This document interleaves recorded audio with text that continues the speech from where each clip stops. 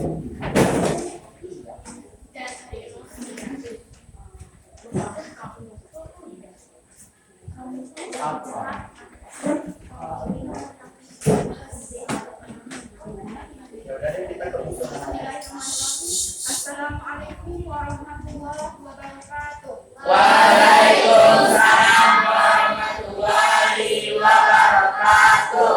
Selamat sore semua anak. Sore dulu. Sebelum memulai pelajaran, alangkah baiknya kepada kedua peserta kelasnya. Sebelum kita belajar, marilah kita berdoa menurut kepercayaan masing-masing. Berdoa dimulai.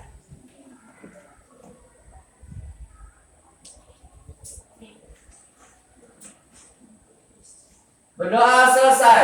Ucapkan salam. Assalamualaikum warahmatullahi wabarakatuh. Waalaikumsalam warahmatullahi wabarakatuh. Sebelum memulai pelajaran, waktu dulu ya. Baik, Bu. Kita ibukan dulu namanya, sebutkan satu atau dua kata yang mengandung sejarah. Contoh, Agung Rahman Chandor, Kerajaan Sriwijaya. Boleh sama. Sesuatu yang berunsur dengan sejarah, Bu. Yang mengandung sejarah. Boleh sama. Silakan berikan. Yang pertama, Agung Rahman Chandor, Kerajaan Samudra Pasir. Andini Nestiandra. Andini. Ayo.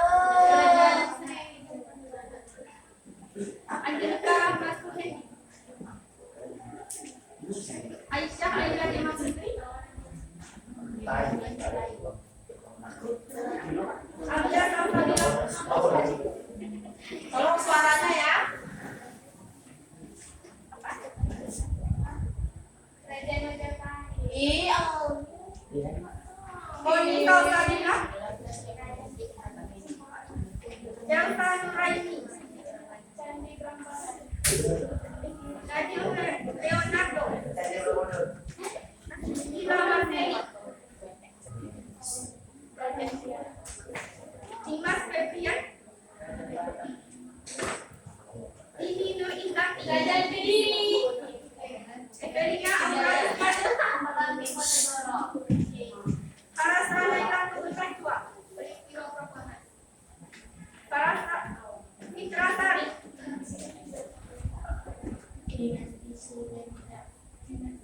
Mana orangnya? Fitra Julfa. Fitria Julfa. Banyak tak? Yang mengandung sejarah. Hah? Oke, di depan. Dalam Adi Panca. Hana Gresila. Kinanti Dayatunisa. Teya Trainatara Utami. M. Hafiz Al-Fatah. Oh, Kerajaan Iskandar Muda, Bu. Muhammad Hasbi.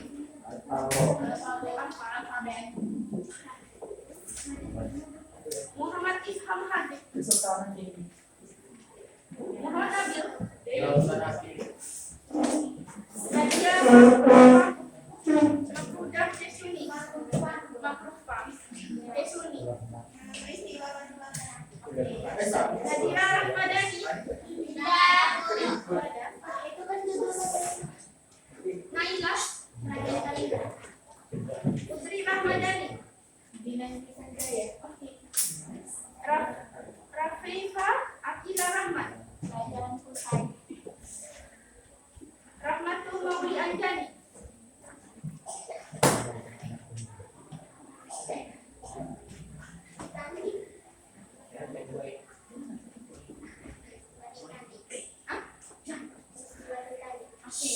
Rifali Rahmatul Hamzah. Sela Terina.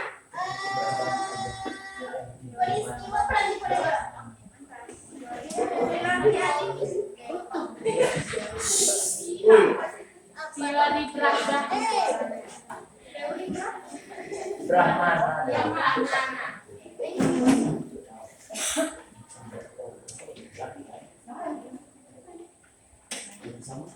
Jadi kalian nampak cara berpikir sejarah, yaitu terdiri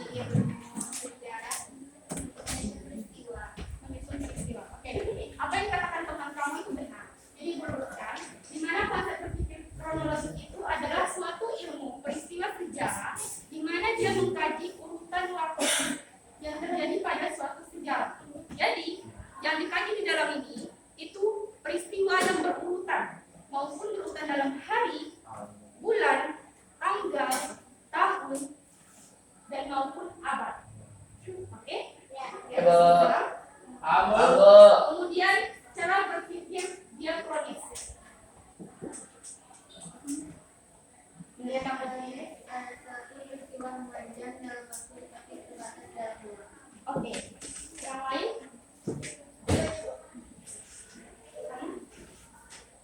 Diakronis. Dia terbatas pada waktu. Terbatas dalam ruang, memandang dalam waktu. Nah, diakronis dengan sinkronis itu timbal balik. Sedangkan sinkronis dia lebih Meluas dalam ruang, Bu, namun terbatas dengan terbatas waktu. dalam Waktu.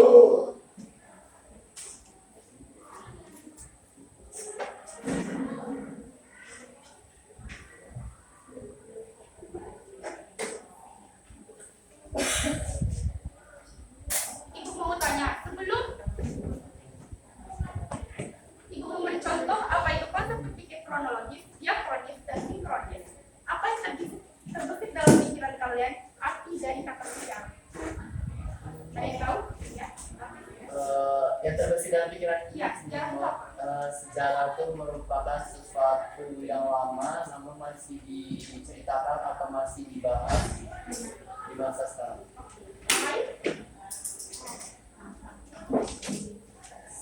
Yang lain? Izin dulu saya, nama saya Wira Diana Santi SH, bukan SPD. SH.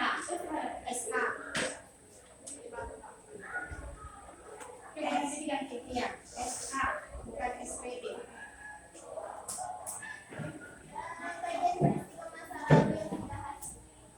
Kajian masa lalu yang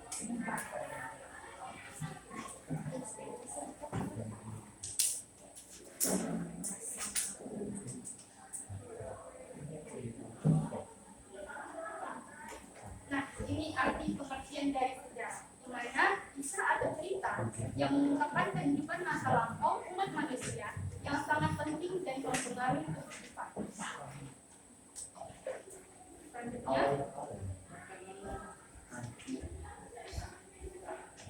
unsur-unsur dalam mempelajari sejarah. Siapa yang tahu apa saja unsur dalam mempelajari sejarah? Yang pertama, Bu, oke, yang kedua, ruang. Waktu.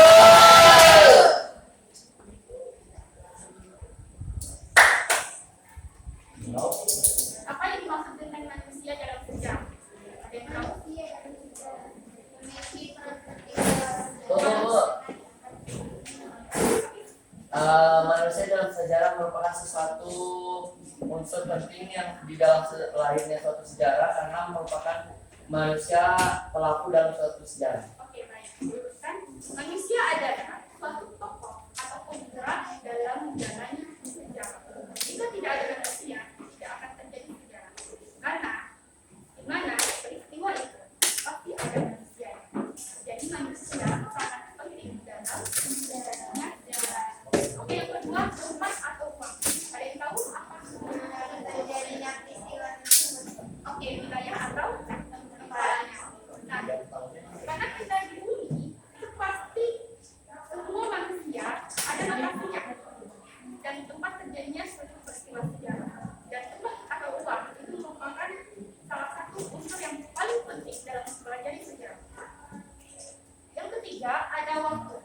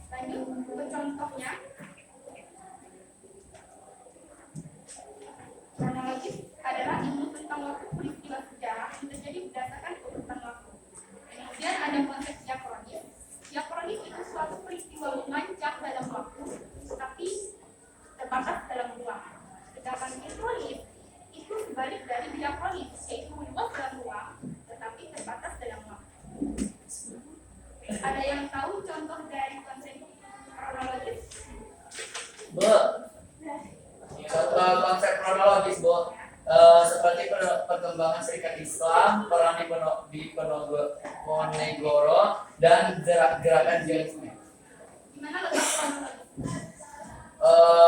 kronologi? Letak kronologisnya, Bu. Kan pengertiannya kronologis itu suatu peristiwa yang berurutan.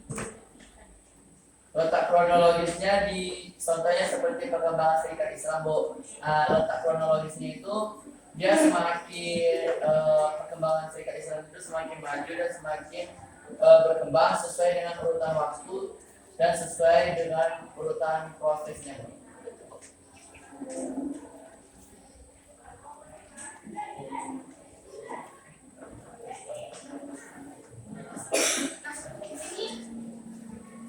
Suatu contoh dari konsep kronologi. Yang pertama itu ada peristiwa Soekarno Hatta dan Hajiman Yudhoyono dipanggil ke dalam Vietnam oleh jenderal teroris untuk membicarakan janji kemerdekaan.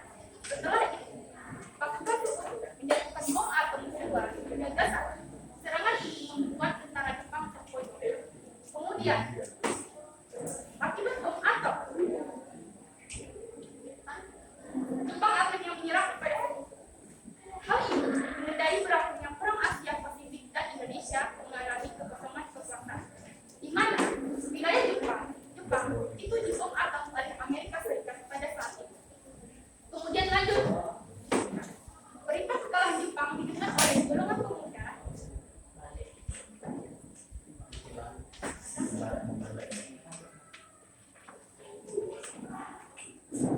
Berita kekalahan Jepang didengar oleh golongan pemuda, di antaranya Sultan Syahrir, Soekarno, dan kemudian dan dalam mendesak untuk memproklamasikan kemerdekaan.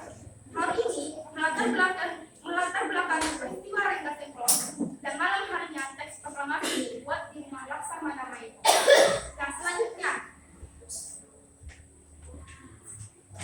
kemudian keesokan harinya proklamasi dibacakan Soekarno didampingi oleh Bung Hatta di Jalan Pegangsaan Timur nomor 56 Jakarta Timur tepat pada pukul 10 pagi hari Jumat.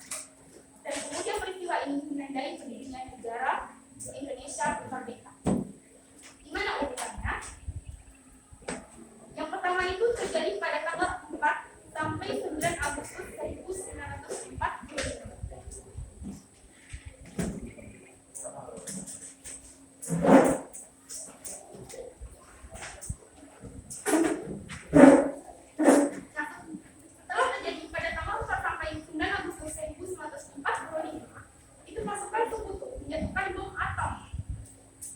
Nagasaki pada tanggal 9 Agustus 1945. Kemudian pada tanggal 15 Agustus 1945, akibat bom atom, Jepang akhirnya menyerah kepada Sekutu. Nah, keesokan harinya pada tanggal 16 Agustus 1945, berita kekalahan Jepang didengar oleh golongan pemuda. Dan keesokan paginya proklamasi dibacakan oleh Soekarno dan didampingi oleh Muhammad Hatta pada tanggal 17 Agustus 1945. Jadi, itu jelas nampaknya urutan waktu peristiwa sejarah pada konsep kronologi.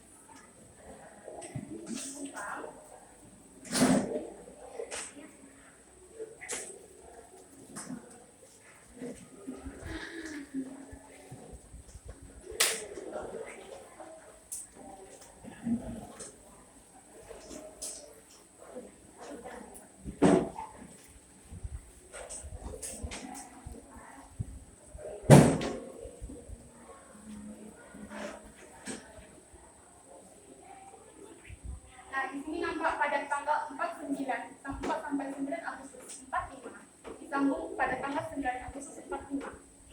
Kemudian lanjut lagi pada tanggal 15 Agustus 45. Dan disambung lagi pada tanggal 16 Agustus 45. Dan dilanjutkan pada tanggal 17 Agustus 45. Dan nampak jelas di sini konsep kronologi itu suatu peristiwa yang berurutan. Lanjut contoh yang kronis. Ada yang tahu contoh yang kronis seperti apa? Bu, Perhatikan lagi pengertiannya. contohnya, Bu. Ya. Contohnya Sinkronis antara lain seperti tanam paksa, pertempuran ambarawa, dan perang padi.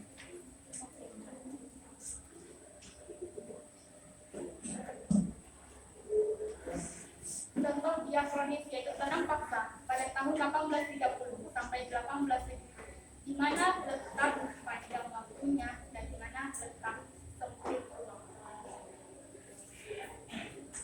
Pengertian diakronis apa tadi? Diakronis Panjang dalam ruang. Ini terjadi pada 1830 sampai 1870.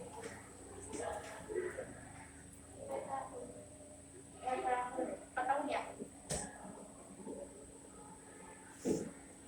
Yang di sini itu dibahas cuma tanam paksa saja. Pada tanam paksa itu berpihak kepada Jepang. Kedatangan Jepang itu tidak masuk ke dalam pembahasan tanam paksa. Di sini yang dibahas cuma tanam paksa saja. Dan ini termasuk dalam ruang. Ruangnya sangat penting, 5 tahun, 5 waktunya itu sangat panjang.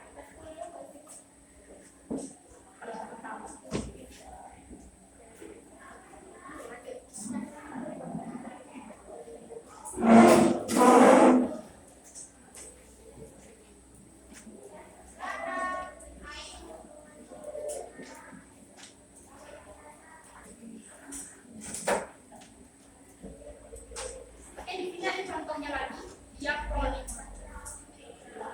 Yang pertama itu ada kabinet naksir. Yang dibahas di sini hanya kabinet naksir saja. Tidak terjadi pada tahun 50 sampai 51. Jaraknya selama 1 tahun. Dia tidak tercampur dengan kabinet iman. Ada kabinet naksir, kabinet iman, kabinet Yoko, kabinet Anissa Somijoyo, kabinet Burhanuddin Harahap, kabinet Anissa Somijoyo, 2, kabinet Belanda. Dan setiap kabinet itu terjadi kurang lebih 1 sampai 2 tahun. Setiap kabinet itu tidak dicampur adukan, hanya dibahas setiap kabinet. Jadi uangnya sempit, tiga waktunya luas.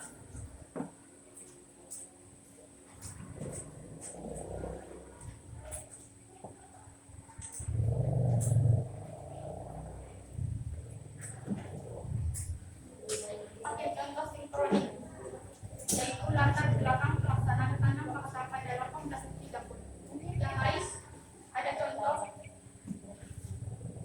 sinkronis, ada yang tahu? Sinkronis yang lain dan yang disediakan. Ya, kamu? Partitasi. Di mana letak sinkronisnya?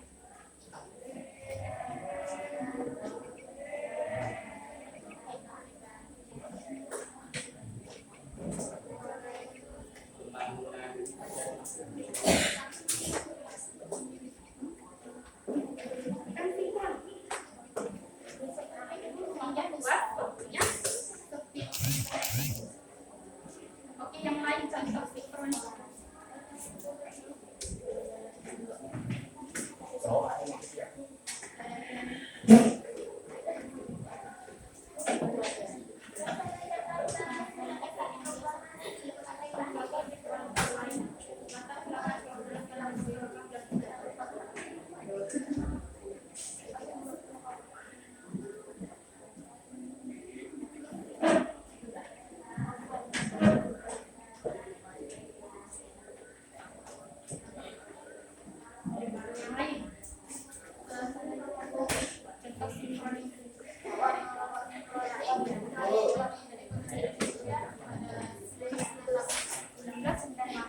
Jadi, mana letak sinkronisnya?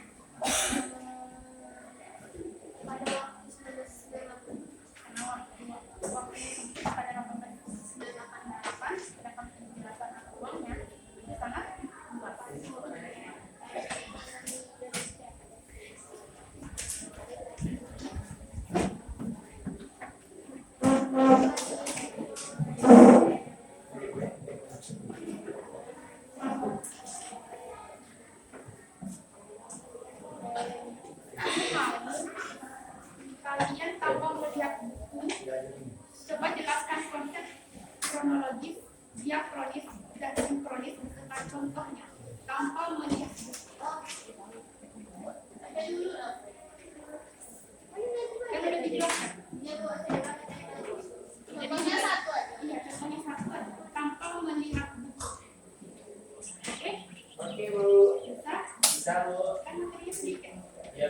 Baik, Bu. Semuanya.